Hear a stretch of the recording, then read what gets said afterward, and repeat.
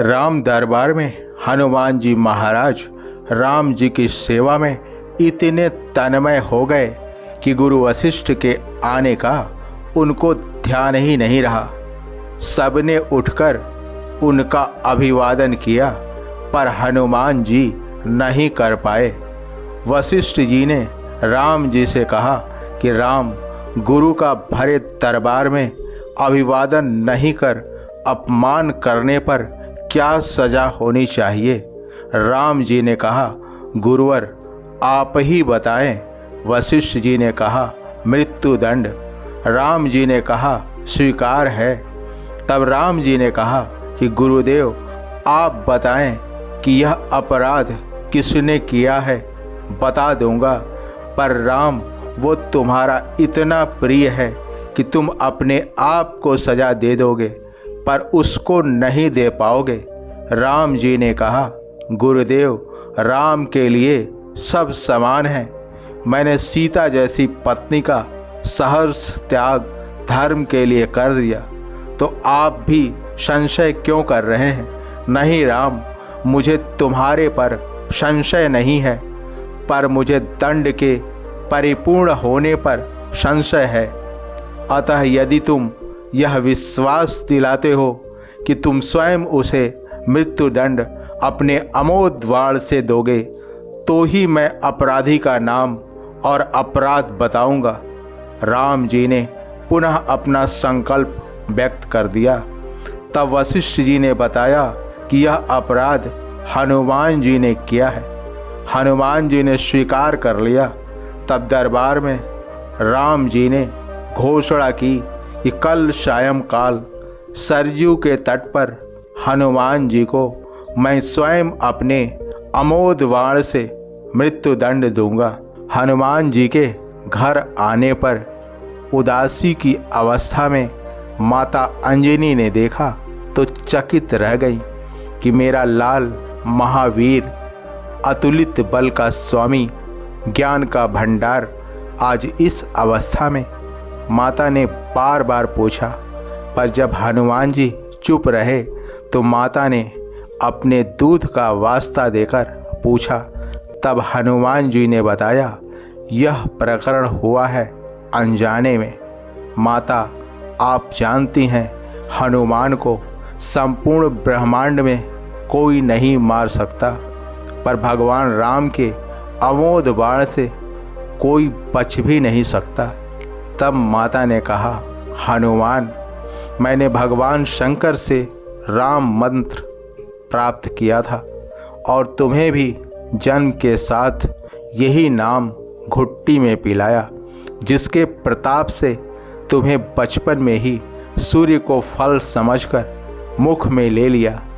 उस राम नाम के होते हुए कोई भी तुम्हारा पाल बाका नहीं कर सकता, चाहे वह स्वयं राम ही क्यों न हो। राम नाम की शक्ति के सामने राम की शक्ति और राम के अमोघ शक्तिवाण की शक्तियाँ महत्वहीन हो जाएंगी।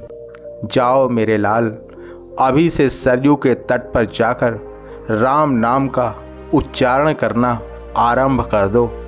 माता के चरण छूकर हनुमान जी सरयू किनारे राम राम रटने लगे। सायंकाल राम अपने संपूर्ण दरबार सहित सरयू तट पर आए। सबको कौतूहल था कि क्या राम हनुमान को सजा देंगे, पर जब राम जी ने बार बार राम बाण अपने महान शक्तिधारी अमोघ शक्ति वाण चलाने पर हनुमान जी के ऊपर उसका कोई असर नहीं हुआ, तो गुरु वशिष्ठ जी ने शंका बताई कि राम, तुम अपनी पूर्ण निष्ठा से वाणों का प्रयोग नहीं कर रहे हो। तो राम ने कहा, हाँ गुरुदेव, मैं गुरु के प्रति अपराध की सजा देने को अपने वाण चला रहा हूँ। उसमें किसी भी प्रकार की चतुराई करके मैं कैसे वही अपराध कर सकता हूँ। तो तुम्हारे वाण अपना कार्य क्यों नहीं कर रहे हैं। तब राम जी ने कहा, गुरुदेव, हनुमान राम राम की अखंड रट लगाए हुए है। मेरी शक्तियों का अस्तित्व राम नाम के प्रताप से समक्ष महत्वहीन हो रहा है। इसमें मेरा कोई भी प्रयास सफल नहीं हो पा रहा है। आप ही बताएं गुरुदेव, मैं क्या करूं? गुरुदेव ने कहा, हे राम, आज से मैं तुम्हारा दरबार त्याग कर अपने आश्रम जाकर राम नाम जप हेतु जा रहा हूँ। जाते जाते गुरुदेव वशिष्ठ जी ने घोषणा की, हे राम, मैं जानकर मानकर यह घोषणा कर रहा हूँ कि स्वयं राम से राम का नाम बड़ा है, महाअमोघ शक्ति का सागर है। जो कोई जपेगा, लिखेगा, मनन करेगा, उसकी लोक कामना पूर्ति होते हुए भी वो मोक्ष का भागी होगा। हमारे सारे मंत्रों की शक्तियों को राम नाम के समक्ष न्यूनतर माना है, तभी से राम से बड़ा राम का नाम माना जाता है। वो पत्थर भी तिर जाते हैं जिन पर राम नाम लिखा रहता है। राम नाम सागर में हमें किसी का सहारा मिल जाना अच्छी बात है, किंतु किसी का सहारा बन जाना उससे भी अच्छी बात है। संसार में हर कोई दूसरों से तो सहारा चाहता है, पर दूसरों को सहारा देना नहीं चाहता। सच्ची शांति के लिए किसी बेसहारे का सहारा बन जाना सर्वश्रेष्ठ माना जाता है। आप आश्चर्य करेंगे कि जिस आनंद और शांति के लिए हम दर दर भटके हैं, जिसके लिए हमने तीर्थों के इतने चक्कर काटे हैं, आखिर वह आत्म सुख बहुत सस्ते में और आसानी से मिल गया है। जो व्यक्ति दूसरों को सहारा देता है, उसे अपने लिए सहारा मांगना नहीं पड़ता, परमात्मा स्वयं ही दे देता है। किसी प्यासे को पानी पिलाने का, किसी गिरे हुए को उठाने का और किसी भूले को राह दिखाने का अवसर मिल जाए तो चूकना मत, क्योंकि ऐसा करने से हम बहुत ऋणों से मुक्त हो सकते हैं।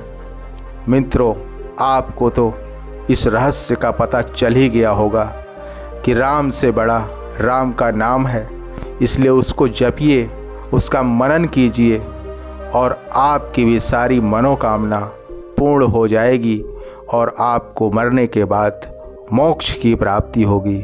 इसी के साथ जय श्री राम, जय श्री राम।